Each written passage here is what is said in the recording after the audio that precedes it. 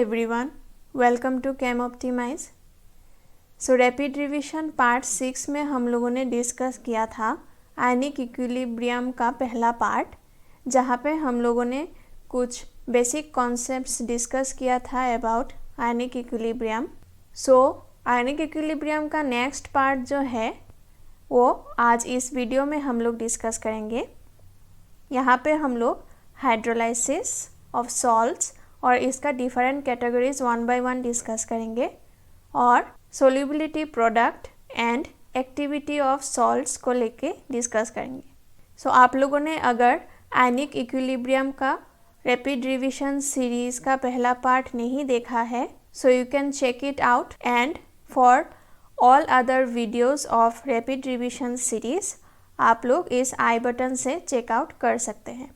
सो rapid revision series में हम लोग IIT जेम सिलेबस का कोई एक टॉपिक लेके विद इन 30 मिनट्स उसका important concepts, formulae, tricks and everything discuss करते हैं, ताकि आप लोग का जेम एग्जामिनेशन का प्रिपरेशन के लिए वो हेल्पफुल रहे। So if you are new to this channel, please subscribe the channel and hit the bell notification, ताकि आप लोग को पता चल जाए जब भी मैं एक नया वीडियो अपलोड करूँ। And if you like the contents of this channel and this video, make sure to subscribe the channel and share the videos among your friends. So let's move on to the topic. So आज हम लोग discuss करेंगे about hydrolysis of salt. So hydrolysis of salt का मतलब ये है कि जब भी हम लोग कोई सॉल्ट को सॉल्यूशन में या फिर बोल सकते हैं कि एक्वास सोल्यूशन में हम लोग डिज़ोल्व करते हैं, तो सॉल्ट का जो कैटायन और एनायन होता है वो वाटर का वीकली डिसोसिएटेड जो प्रोटॉन और हाइड्रोक्साइड आयन होता है उसके साथ इंटरेक्शन करता है। So that is called the hydrolysis of salts. जैसे कि मान लेते हैं कोई एक सॉल्ट है MX, उसको अगर हम लोग वाटर में डिज़ोल्व करें तो वाटर में H+ और OH- आयन होता है, जो हम लोगों ने ऑलरेडी डिस्कस किया है in the part 1 of this ionic equilibrium video. So water weekly dissociate करके H+ आयन और OH- आयन बनाता है, और ये जो सॉल्ट है उसमें से हम लोग को एक कैटायन और एनायन मिलेगा। तो ये जो कैटायन है वो इस हाइड्रोक्साइड आयन के साथ इंटरेक्ट करेगा, और ये जो एनायन है वो इस प्रोटॉन के साथ इंटरेक्शन करेगा। तो ये जो इंटरेक्शन होता है of the salt with the weekly dissociated water, उसको हम लोग बोलते हैं हाइड्रोलाइसिस। सो हाइड्रोलाइसिस होने के बाद जो सॉल्यूशन फॉर्म होता है वो एसिडिक भी हो सकता है, या फिर बेसिक भी हो सकता है, या फिर न्यूट्रल हो सकता है। तो वो डिपेंड करता है on the characteristics of this salt.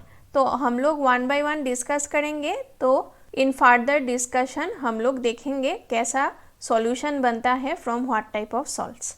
So salts जो होता है वो जनरली 4 कैटेगरीज में हम लोग डिवाइड कर सकते हैं। First, salts of strong acids and strong bases, then salts of weak acids and strong bases, then salts of strong acids and weak bases, then finally salts of weak acids and weak bases. But hydrolysis जो होता है, hydrolysis strong acids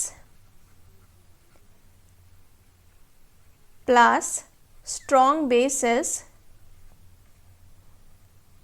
मिलके जो salt बनता है उसका hydrolysis possible नहीं होता है, क्योंकि ऐसा जो इंटरेक्शन हम लोगों ने अभी डिस्कस किया था वैसा इंटरेक्शन पॉसिबल नहीं होता है in this type of salts.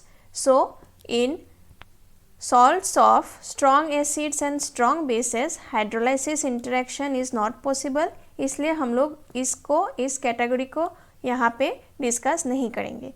तो we will start from salts of weak acids and strong bases, then we will discuss salts of weak bases and strong acids, and finally we will discuss about the salts of weak acids and weak bases. So one by one अभी हम लोग discuss करते हैं। So salts of weak acid and strong bases के category में हम लोग consider कर सकते हैं, जैसे कि वीक एसिड होता है एसिटिक एसिड, जो हम लोगों ने ऑलरेडी डिस्कस किया है इन द लास्ट वीडियो, और स्ट्रॉन्ग बेस होता है जैसे कि NaOH। तो ये दोनों मिलके weak acid and this strong base मिलके हम लोग को ये सॉल्ट देगा CH3COONA, that is sodium acetate. So this is a salt of weak acid and strong base. यहाँ पे वीक एसिड है एसिटिक एसिड और स्ट्रॉन्ग बेस है सोडियम हाइड्रोक्साइड। तो जब हम लोग ऐसा टाइप ऑफ सॉल्ट को हाइड्रोलाइसिस करते हैं तब जो एनायन पार्ट है that is the acetate part, वो H+ आयन के साथ इंटरेक्शन करके weekly dissociated acetic acid form करता है। सो एसिटिक एसिड का उसका वीकली डिसोसिएटेड फॉर्म के साथ इक्विलिब्रियम बनाया हुआ रहता है, लेकिन जो Na+ आयन होता है फ्रॉम द सोडियम एसीटेट वो OH- आयन के साथ इंटरेक्ट करके NaOH बनाता है, but NaOH is a strong electrolyte as we know. So वो डिसोसिएट करके रहता है हमेशा। सो वो डिसोसिएटेड फॉर्म में रहता है, that is Na+ and OH- ऐसे फॉर्म में रहता है। तो अगर हम लोग इसका रिएक्शन लिखें, so we can write CH3COONA, that is this salt. उसको हम लोग हाइड्रोलाइसिस कर रहे हैं, that is we will react with H2O। तो प्रोडक्ट क्या फॉर्म होगा, ये जो एसीटेट आयन है वो H+ के साथ इंटरेक्शन करेगा, इंटरेक्शन करके वो अपना weekly dissociated form that is CH3COOH में रहेगा, और जो Na+ है वो वाटर से OH- जो फॉर्म होगा उसके साथ इंटरेक्शन करेगा, लेकिन as NaOH is a strong electrolyte so वो डिसोसिएटेड फॉर्म में रहेगा as Na+ and OH-। So this will be the reaction. So ये जो सॉल्ट है that is the sodium acetate, तो ये सोडियम एसीटेट डिसोसिएटेड फॉर्म में रहेगा क्योंकि ये एक सॉल्ट है। So it's better to write like this, that is acetate ion plus sodium ion plus H2O will give us acetic acid plus sodium ion plus OH-। सो हम लोग को ये इक्वेशन मिला था। सो यहाँ पे अगर हम लोग इक्विलिब्रियम कांस्टेंट लिखें, सो इक्विलिब्रियम कांस्टेंट यहाँ पे क्या होगा, न्यूमरेटर में प्रोडक्ट साइड में जो सब स्पीशीज़ हैं उनका concentration. So first of all acetic acid का concentration multiplied by sodium ion का concentration and multiplied by hydroxide ion का concentration divided by acetate ion का कंसेंट्रेशन, देन सोडियम आयन का कंसेंट्रेशन एंड देन वाटर का concentration. अभी ये दोनों cancel out हो जाएगा और हम लोग ये जो वाटर का कंसेंट्रेशन है वो क्रॉस मल्टीप्लाई करके इस तरफ लेफ्ट हैंड साइड में ले आएंगे।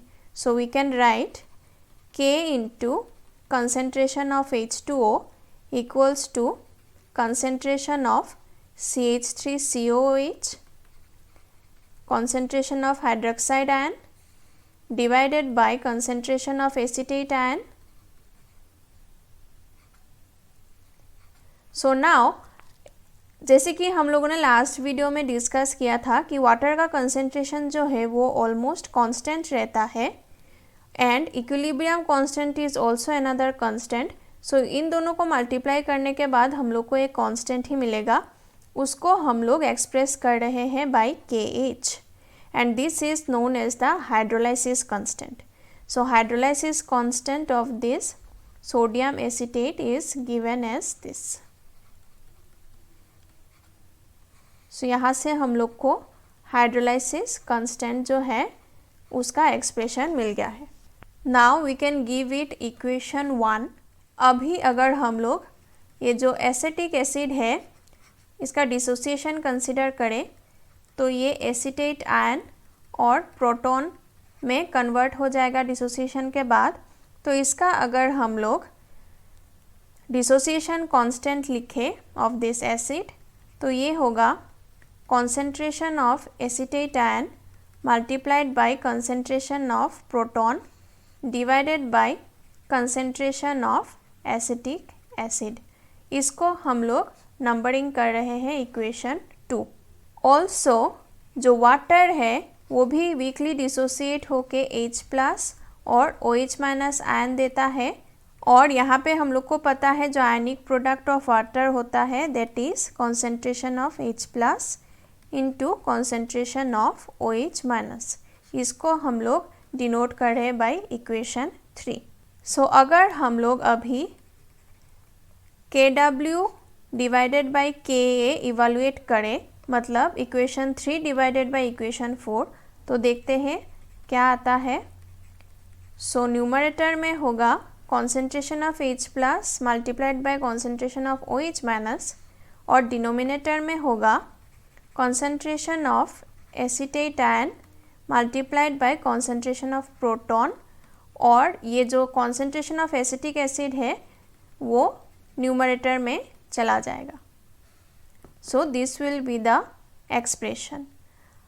सो अगर हम लोग अभी कंपेयर करें, यहाँ से इसको कैंसिल आउट कर सकते हैं, तो हम लोग को मिलेगा concentration of acetic acid multiplied by concentration of OH minus divided by concentration of acetate ion. So let's give it as equation 4. तो यहाँ से अगर हम लोग कंपेयर करें इस इक्वेशन 4 को with this expression that is denoted by equation 1, तो देखेंगे कि ये दोनों एग्जैक्टली सेम है, and this is expressed by the hydrolysis constant. So यहाँ से हम लोग को ये मिला है कि KW बाय K जो है that is equals to KH for this type of hydrolysis. So this is a very important relation जो हम लोग को याद रखना है. नाउ अगेन अगर हम लोग जो हाइड्रोलाइसिस इक्वेशन है उसको कंसिडर करें, तो हाइड्रोलाइसिस इक्वेशन ये था, it was denoted by this reaction.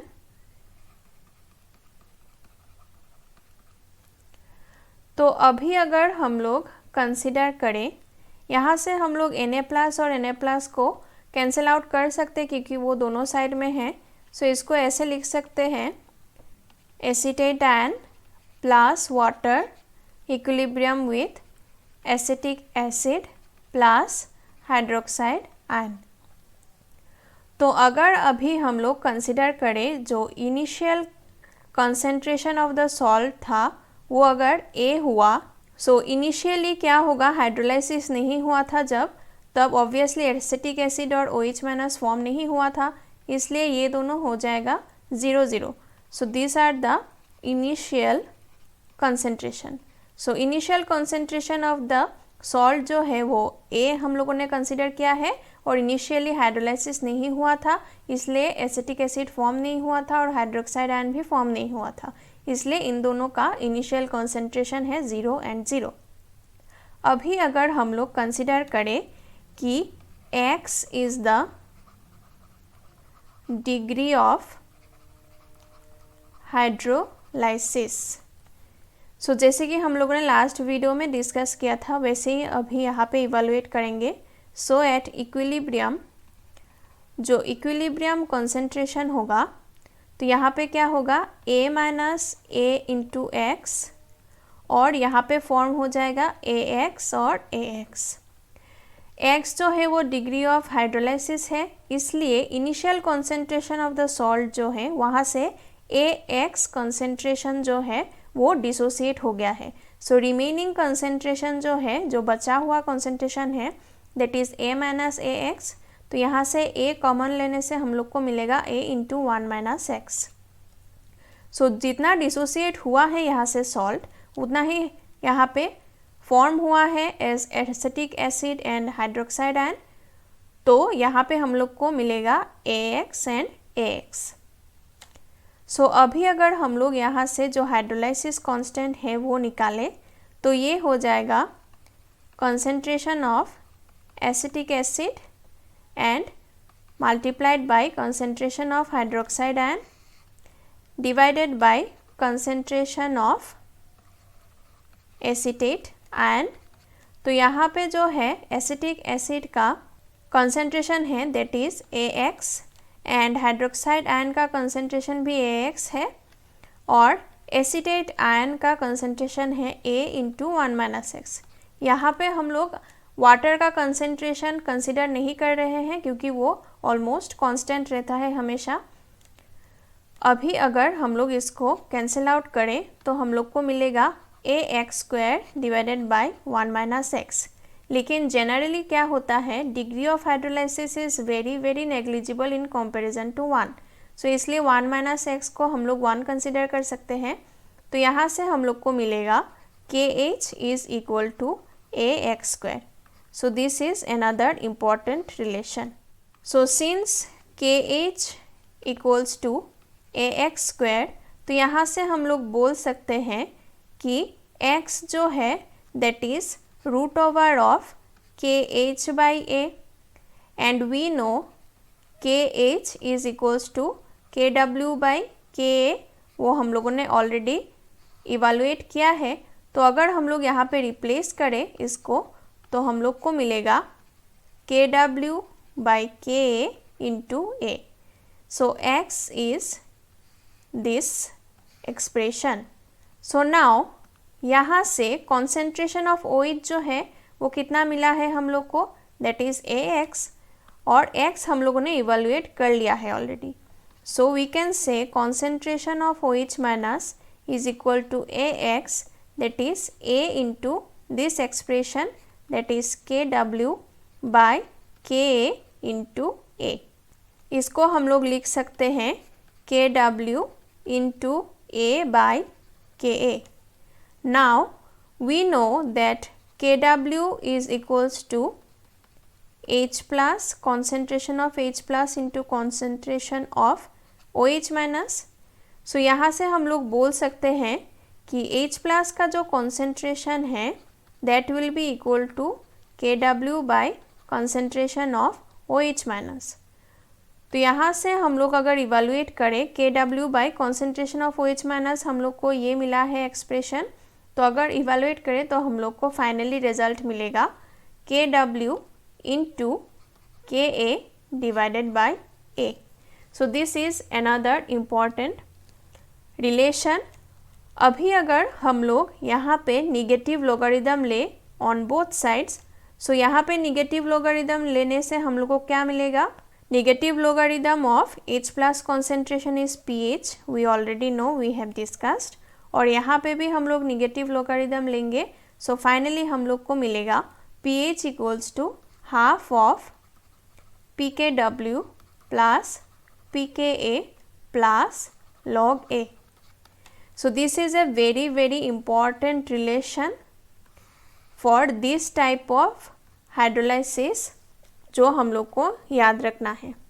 तो आप लोग स्टेप बाय स्टेप करके देख सकते हैं, जो कैलकुलेशन मैंने स्किप किया है आप लोग को यही रिलेशन मिलेगा। So for hydrolysis of salts of weak acids and strong bases, pH का जो एक्सप्रेशन है that is given by this. So next will discuss about the next category. So जो नेक्स्ट कैटेगरी है that is the salts of weak bases and strong acids.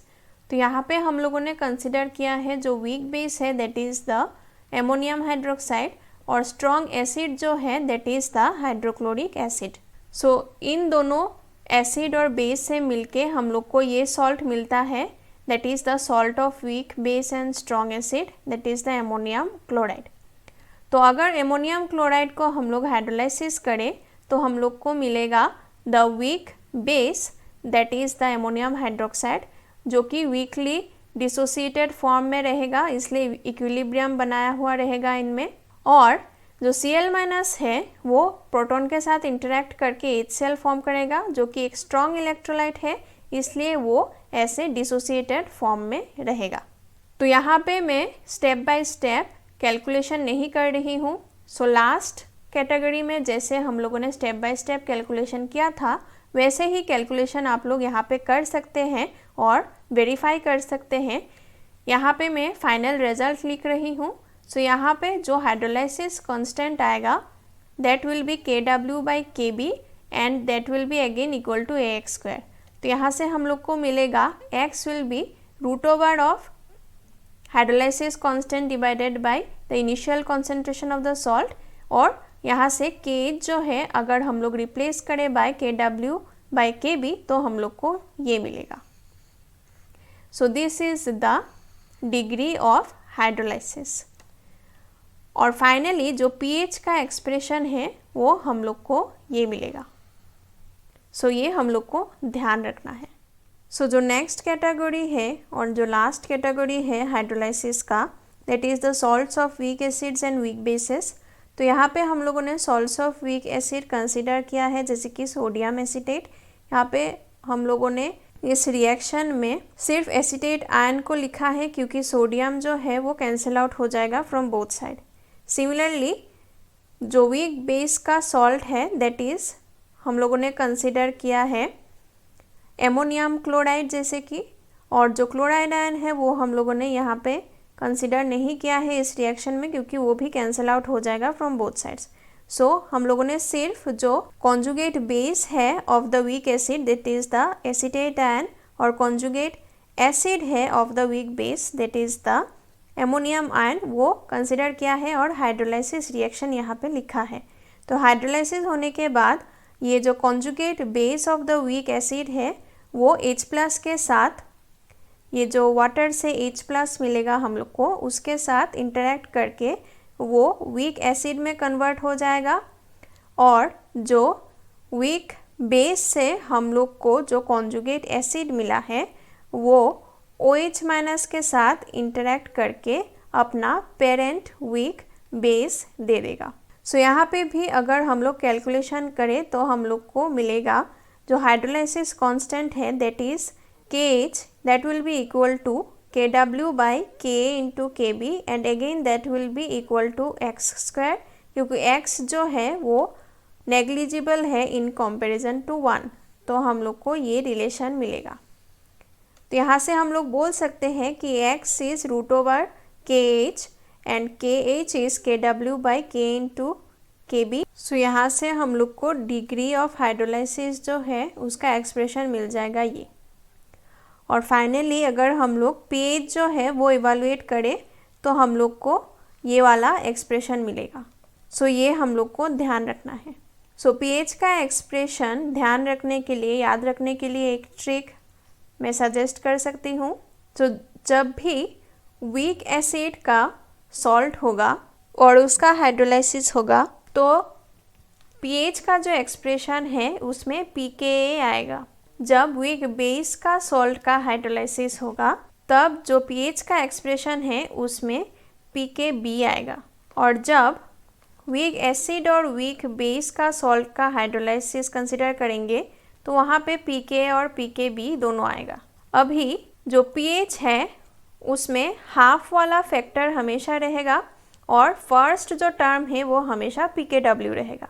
और जब week acid का salt का hydrolysis consider करेंगे तब pKa आएगा, और जब भी pKa आएगा उसके आगे हमेशा प्लस साइन लगेगा और उसके साथ लगेगा प्लस ऑफ log A।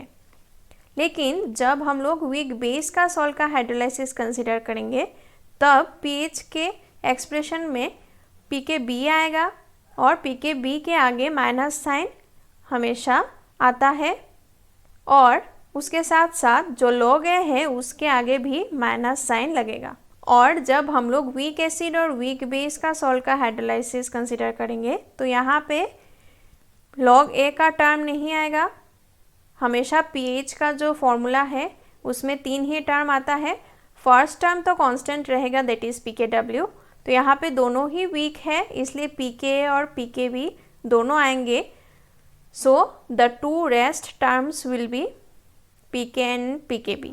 अभी pKa के आगे हमेशा प्लस साइन लगता है इसलिए प्लस होगा, और pKb के आगे हमेशा माइनस साइन लगता है इसलिए माइनस होगा। उसके बाद मैंने बोला था कि हाइड्रोलाइसिस होने के बाद जो सॉल्ट सॉल्यूशन है वो डिफरेंट टाइप का हो सकता है, दैट कैन बी एसिडिक और बेसिक और न्यूट्रल।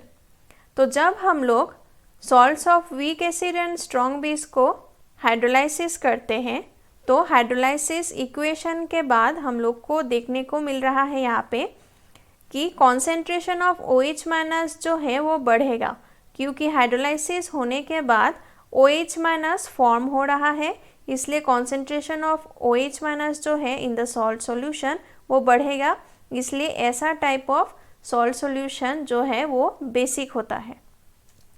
सिमिलरली जब हम लोग कंसिडर करेंगे salts of weak bases and strong acids, तो यहाँ पे हाइड्रोलाइसिस होने के बाद यहाँ से हम लोग देख रहे हैं तो हाइड्रोलाइसिस रिएक्शन है, वहाँ पे प्रोटॉन फॉर्म हो रहा है, so the concentration of H plus ions in the solution will increase, इसलिए ऐसा टाइप ऑफ सॉल्यूशन जो है वो एसिडिक होता है।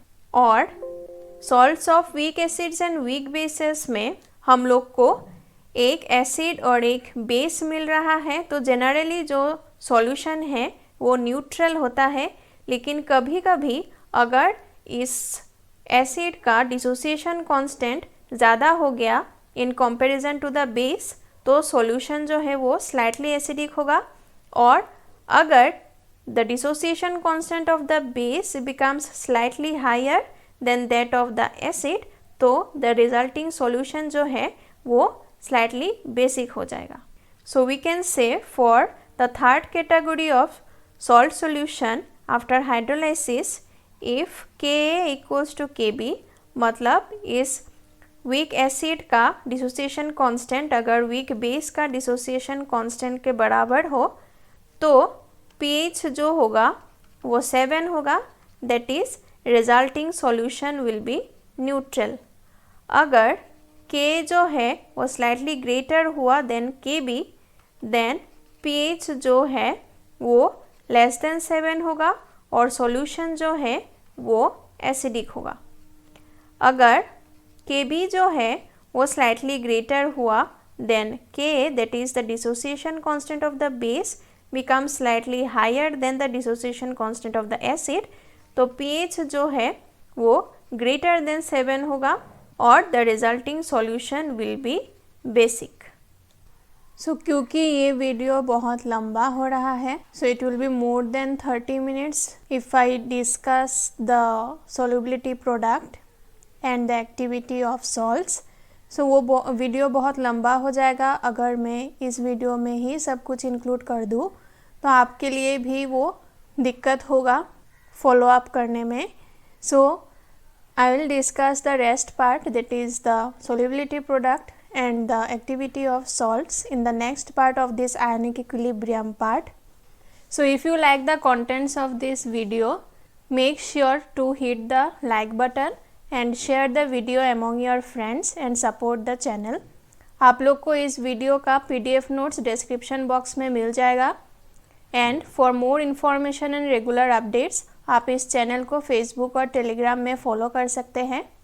And in the next part of this ionic equilibrium series हम लोग बाकी जो टॉपिक है वो सब डिस्कस करेंगे। So stay tuned. Thank you for watching.